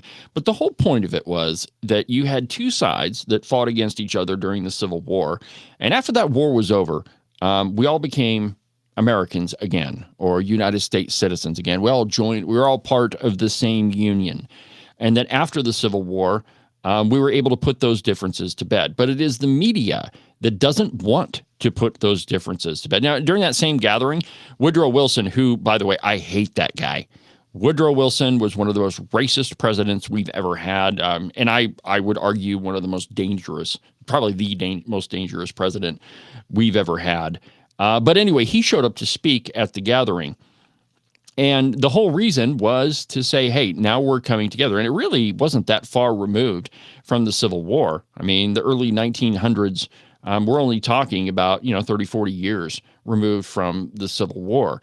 But it is the media that tries to rewrite history, and in some cases, in a lot of cases, erase history without regard to why those statues exist and why we don't look at our historical figures two-dimensionally. And that's what the left tries to do, is that there is always an attempt to try to, and this isn't even a word, but two-dimensionalize historical figures. That there's one thing that they did, and that is what encompasses everything. And you see this with attacks on, George Washington and Thomas Jefferson. Well, that they were slave owners. That's true. They were absolutely slave owners. But that doesn't encompass exactly who they are. And if you read Washington's journal, he calls his owning of slaves a stain upon his soul. And if you've read any of George Washington's writings, that's incredibly profound. And also, we can't judge the past by today's standards. That's what I call historiography. When we try to look at the past and judge it for what our value system or lack of value system is today. But that's, when we talk about historical places, historical things, we have to take them for what they are. History is neither good nor bad. It just is. And we have to learn from it. I mentioned this earlier on in the broadcast, that the point of learning history is to recognize the mistakes that we made in the past so that we don't repeat them. And, it doesn't fix history by tearing down statues or by renaming forts. And this is from, let's see here. I can't remember where I found it. Maybe it's probably the Daily Wire. Anyway, quote, speaking at a ceremony marking the U.S. Army's 250th anniversary, President Donald Trump announced Tuesday that his administration will restore the original names of 7 military bases that had previously honored Confederate leaders. Quote, and I played the soundbite for you. These bases were renamed under the Biden administration in 2023, following a recommendation from the Naming Commission. Fort Bragg, for example, one of the most prominent installations in the country, was renamed Fort Liberty at the time. Quote, we won a lot of battles at these forts, also from the soundbite. In February, Secretary of Defense Pete Hegseth changed the name of Fort Liberty back to Fort Bragg. Quote, pursuant to the authority of the Secretary of Defense, Title 10, U.S. Code, Section 113, I direct the Army to change the name of Fort Liberty, North Carolina, to Fort Bragg, North Carolina, Hegseth said, announcing the name change. That's right, Bragg is back. The original name of the fort, Fort Bragg, was changed to Liberty in 2023. It had been named after Confederate General Braxton Bragg. Now, the Department of Defense, alongside Pete Hegseth, is changing its name again, this time in honor of Private First Class Roland Bragg, a World War II soldier recognized for his bravery at the Battle of the Bulge. According to the DoD press release, Bragg received both the Silver Star and the Purple Heart for his actions during the war. The initial name change followed recommendations made by the Congressional Commission in 2021, which was established to identify and rename U.S. military properties linked to Confederate figures. Fort Bragg was one of those 9 bases that fell on the list and that they renamed. But, you know, it is a sickness, I believe, to look at the past and think that you can right all the wrongs of the past simply by changing a name or tearing down a statue or by selectively editing a book. And it happens all the time. Take, for example, the New York Times' apocryphal 1619 project. Now, most of that is not even based on history. But Nicole Hannah-Jones, the author of the stupid 1619 project, attempted to rewrite the birth of our nation to one of slavery and argued that the United States is nothing but a slave country. It was based on slavery as a racist country then. It's a racist country now. And the truth couldn't be farther from that. Now, it's true, there was Jamestown and there was Plymouth. And one of them was a horrible, horrible display of human depravity with the slave trade. That was in the South. In the North, there were the Puritans at Plymouth. So the question is, which example did the U.S. follow? Was it the one in the South that was horrible, or was it the Puritans? I would argue that it was the Puritans. If you read the U.S. Constitution, it is very much the Puritan ethic. I would argue that a lot of the U.S. Constitution is right out of the book of Deuteronomy. Very religious people who wrote a constitution that would stand the test of time. Now, if it is true that this country is based on slavery and was always slavery, we wouldn't have the Constitution. We wouldn't have had the 3/5 compromise, which is the most interesting historical time bomb that was ever created. And I've got 7 minutes left. I'll tell you the story. So during the Constitutional Convention, they were debating representation in Congress.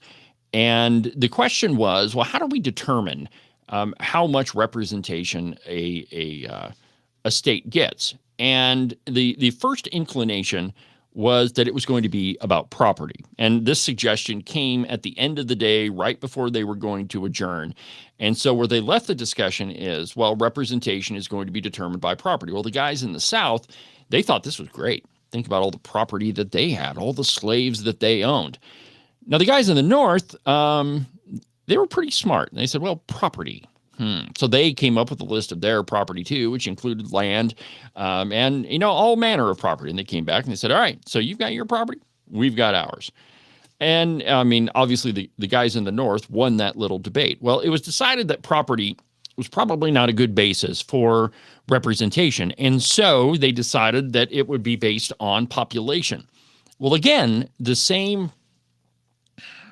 problem presented itself, that there was a huge population of slaves in the South, and the guys in the South said, well, if we're counting every single one of our slaves, we'll obviously have control and we'll never get rid of slavery. Well, the guys in the North, they were smarter than that, and they knew that if if the South were able to count all of their slaves as part of the population, that it would be far more difficult to get rid of slavery. And so they came up with the 3/5 compromise, that the slaves would represent 3/5 of the total population. Now, here's why they did that. Because the population of the North was growing exponentially more than the population of the South. I mean, it was just a fact. And so the guys from the North knew that at some point in the not too distant future, they would have enough representation in Congress so that they could do away with slavery altogether. And so it was that compromise, and there was one other one. It's in Article 5. And it says that you could propose any amendments to the Constitution you want, except for, and it lists where all the items in the Constitution not necessarily allow slavery, but what they would lean on. But it says you can't repeal any of those prior to 1808. 1808, after that date, then you could repeal slavery.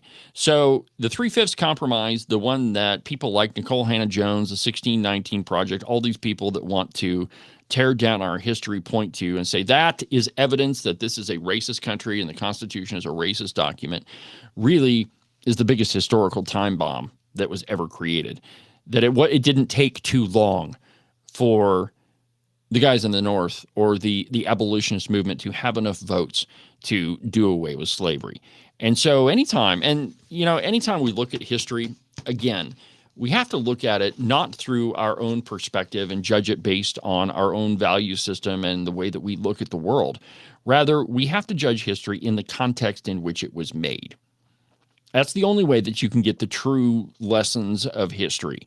It's just like that gathering in the early 1900s with members from the North military and from the Confederacy, and they all came together with one week-long convention. It really was an example of not doing away with, but saying that we're past the events of the past. History, my friends, is not good or bad. It just is. And the reason why we learn from history is so that we don't repeat the same mistakes. And so that's why whenever I get the opportunity, whenever I feel froggy talking about history, I bring it to you. Well, that'll about do it for today's installment of the live program. Thank you for listening to the program. We had a good audience all program long.